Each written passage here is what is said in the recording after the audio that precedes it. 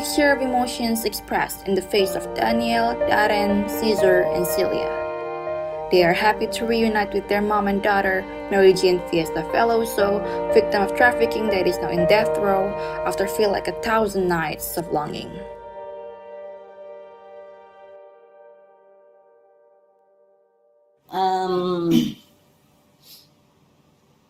Ako po ay nananawagan sa mga taong sumusuporta sa kanya na sana ito na huling pagdalaw namin kay Mergin. Sana si Mergin na makauwi sa Pilipinas.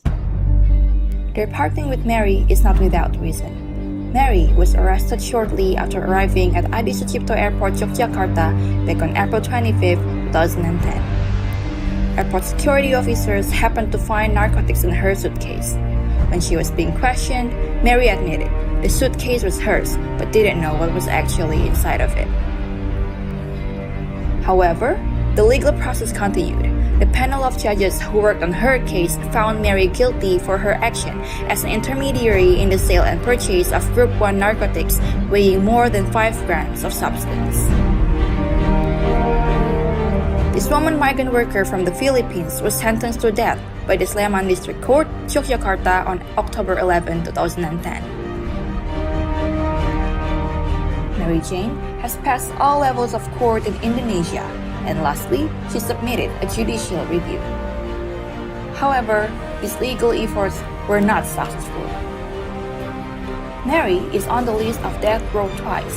First, she was convicted to be executed in 2015 on January and April 2015. But then, the execution scheduled on April 29, 2015 was able to not be carried out following President Joko Widodo's order to cancel it. Even though it was cancelled, Mary Jane's legal fate was not yet complete. Kasi may sakit kami ni tatay.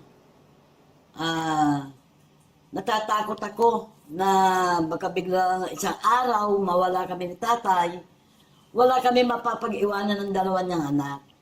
Kaya sana po kayong lahat na suporta ni Mary Jane, matulungan niyo kami na mahingan sa nag-clemency, mapauwinan niyo si Mary Jane, na bago kami mawalang mag-asawa, nandun na siya sa Pilipinas.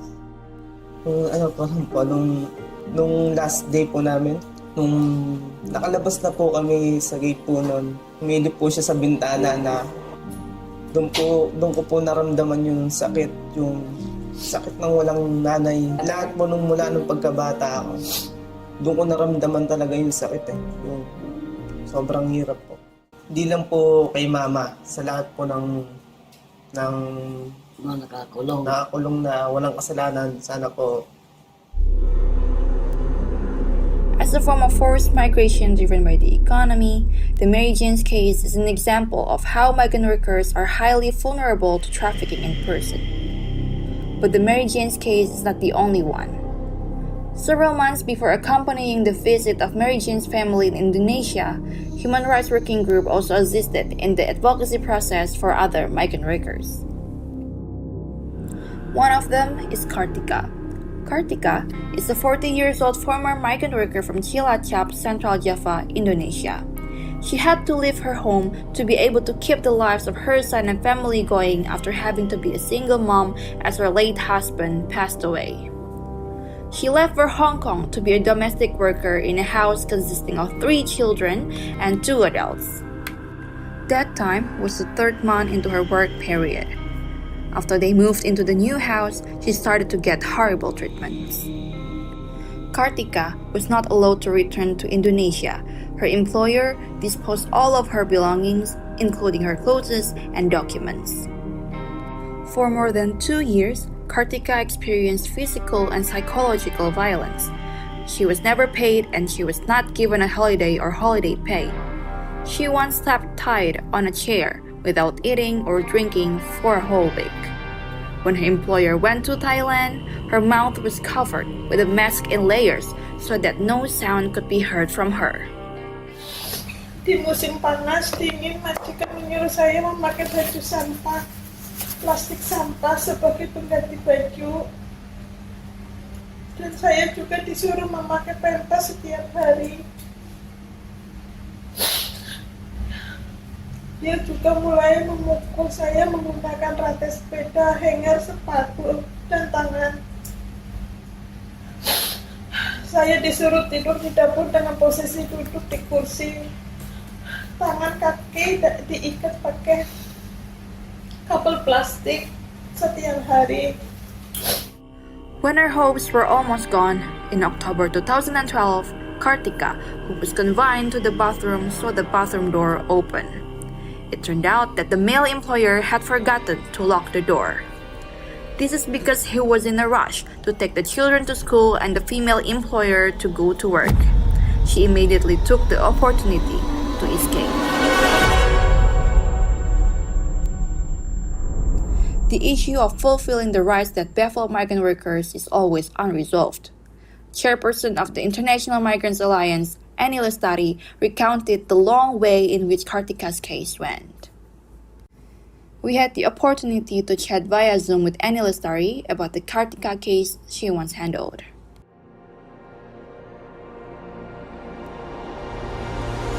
It took us many years to help her. Her case already began in 2013. And that time, her case was handled by the Indonesian consulate in Hong Kong. So for 2 years, she was staying with the consulate just to attend her legal case, the criminal case. So she became a witness for the police investigation, and she also gave testimony in the court.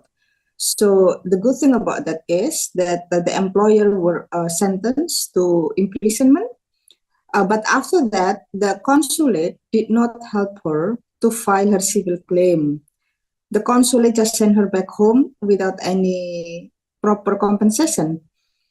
And she had so many injuries in her body and is not even properly treated, even when she was staying in the consulate for 2 years. That will take another long process. That's why you can say, we can say the case of Kartika is really, really long case. It takes like more than almost now 8 years or even almost 10 years for their case to even, go this far. However, fulfilling Kartika's rights is not as easy as turning the palm of the hand. Kartika has a hard time earning her rights.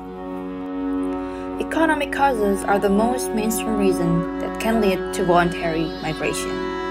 Economic vectors can be anything that would improve someone's economic status, such as living in an area because of high unemployment or relocating to a country or area that has opportunities in a certain industry. Broader reasons for migrating that improve socio-economic status might be access to better education, personal connections, or living the corrupt business culture of an area. But then, the world is somehow more complex than we thought it is. How about the ones who are forced to leave their country of origin due to conflict within the land they are stepping on all their lives? Refugees, asylum seekers, internally displaced persons are individuals who have to leave the place they live in because there is no more safety for them in the place that should be called home. While economic-driven migration is being done more voluntarily, non-economic-driven migration forced people to move, to find their sanctuary on their own. Human Rights Working Group interviewed Mr. Shauki, former refugee and refugee paralegal from North Sudan, on his experience living as refugee in Indonesia and helping their advocacy. This man in his 40s shared how difficult it is to live in foreign land.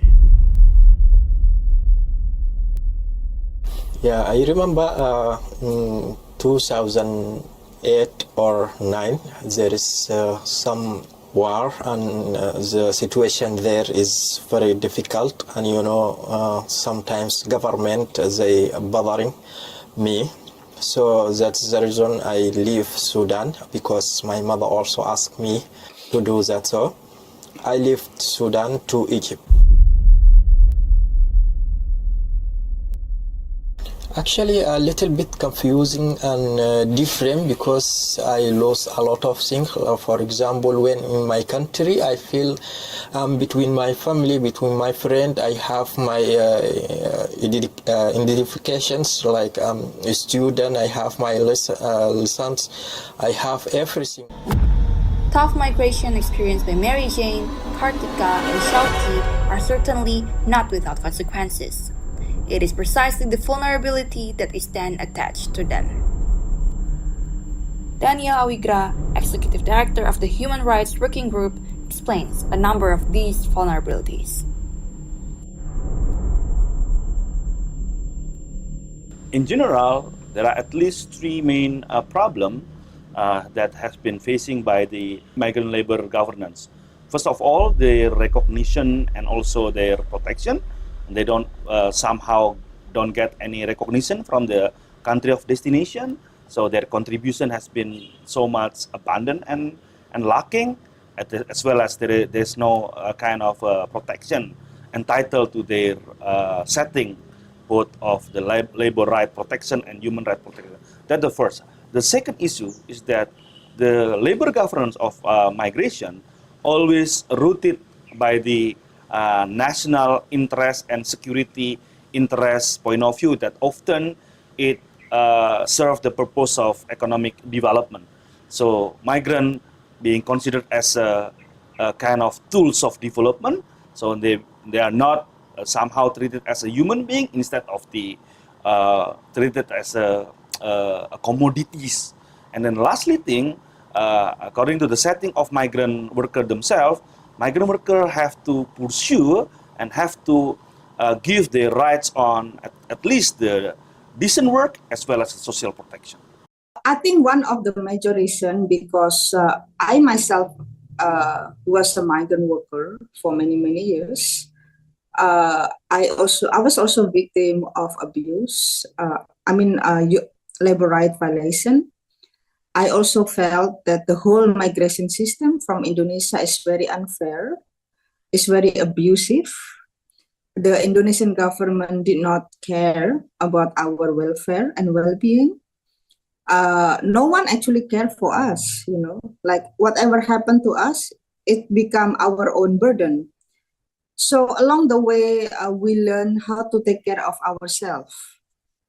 We learn about our legal right, we learn about organization, we learn about how to fight, We learn that the only way for us to even stand for our rights and protect our own legal right is really through empowerment and organization. And I think that's the reason why along the way when we form organization, when I join and form organization, the mission is really to help others. Because we know the whole system within the labor migration is very dehumanizing, is very exploitative, and there are too many parties, including the government, who have their business interests. So we know they don't really care about us. It's not only the agencies or recruitment agencies, even the government treat us as a commodity. So for them, it's just about selling them human labor and getting the remittances and fees, and that's all, but how we survive outside the countries when we have problem, what can they do to help us? I can really testify it's very minimum to the point of nothing. Terima kasih semua yang bekerja menjadi buruh migran itu sukses, dan banyak yang mengalami kekerasan seperti saya, hilang bahkan mati. Yang kami harapkan adalah perlindungan yang pasti. Terima kasih. Opo, papaabot ko lang po yung tulong na hinihingi ko po bilang anak po ni Merlin Bilosa. Doon po sa presidente po sa Pilipinas po. Aralin niya po yung kaso po ni Mama para makita po nila yung katotohanan na wala po talagang kasalanan si Mama. Sana bigyan niya po ng konting pansin. Hindi po yung iaasa po niya sa mag-aasikaso po yung hindi lang po kami yung nakaranas sa to. Meron din pong anak na nangulila din po sa nanay. Kaya po hanggang kasama niyo kami sa Family Biloso, kasama niyo po kami sa laban hanggang may nakakulong. Hanggang may katulad ni Mama na nakakulong sa ibang bansa. Puso po. I hope they can support refugees with health and with education and also freedom of movement. Also refugees they can have freedom to go anywhere in Indonesia, and also support them in economic. We hope that happen, and not just from government, even from the society. We hope that they can understand the difficult of life of refugees, so they can support them, and they can push government to do so. Not just society, even about the media, speak a different kind of TV, radio, and other things to support refugee issues, refugee rights. So governments they can understand more about refugee and asylum seeker in Indonesia.